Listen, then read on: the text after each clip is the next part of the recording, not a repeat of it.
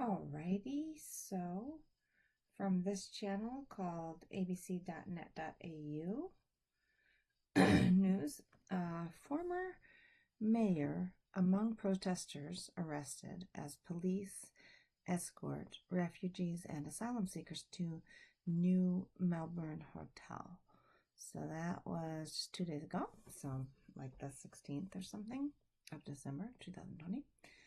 There's a 1 minute and 10-second video there that we will not watch because I only have 5 minutes.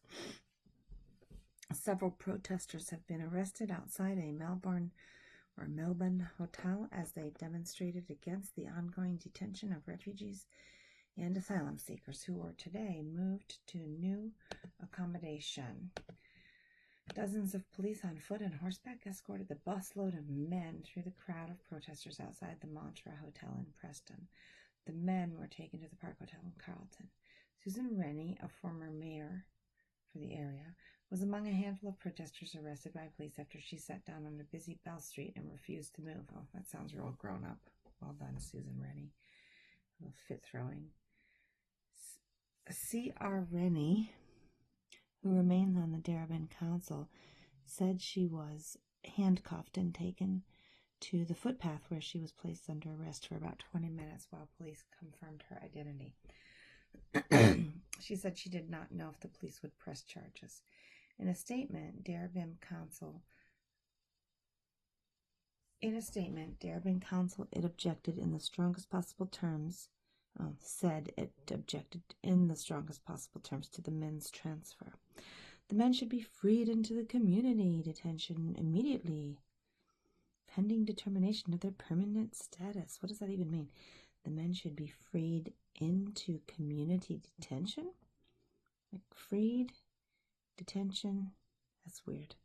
The statement said, their detention is unlawful, human rights lawyer says. The 60 men were moved to Australia for medical treatment under the contentious Medevac legislation. Last week, 5 men brought to Australia under the laws were granted visas and released from detention. Sweet for them.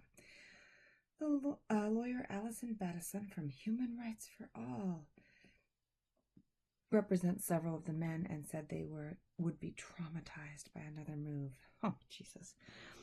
It's an incredibly disturbing development. These men should be released, and under Australian law, their detention is unlawful, she said.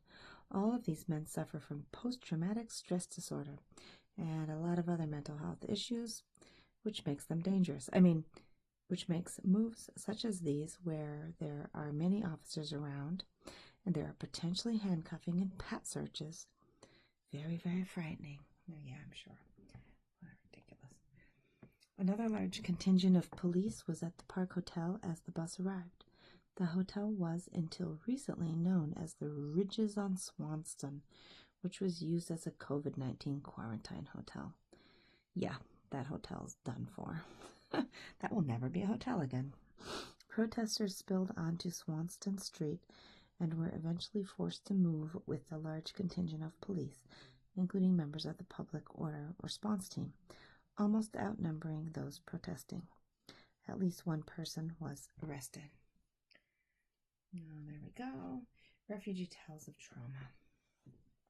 Kurdish refugee Maz Azimitabar said guards told the men about the move at 7:30 a.m. He had about an hour to pack all his belongings, he said.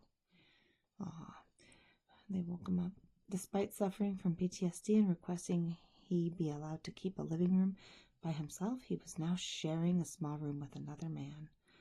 The room is smaller than the room they had in Mantra, he said. They say I have to share a room with someone else, and it's really difficult. I want a free apartment. Oh, he didn't say that part, but like the other 60 or so men being detained at the hotel, Mr. Azamitabar was brought to Australia under the Medevac legislation so he could get treatment for a respiratory illness and PTSD.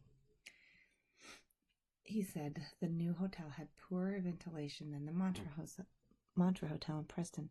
I think that I cannot breathe here. I really have breathing difficulty. All right, that's got to be about it because I think I've run out of time. It's going to run right out here. Mr. Amita the Baba said the white paint on the walls was triggered anxiety because it reminded him of the Manus Island detention facility where he had spent almost 7 years before he was transferred to Melbourne. He said the one benefit of the new hotel was that he had been able to get to the roof to get some sunlight and fresh air.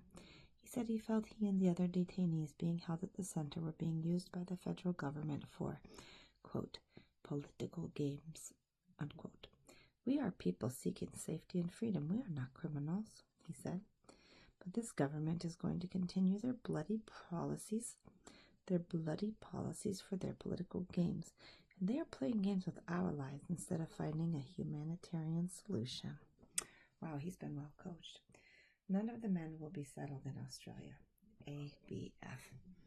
In a statement, the ABF, Australian Border Force, reaffirmed none of the detainees would be allowed to settle in Australia. The statement said transitory people are encouraged to finalize their medical treatment in Australia so they can continue on their resettlement pathway to, drumroll, the United States, return to Nauru or PNG, or for those who are not refugees, return to their home country.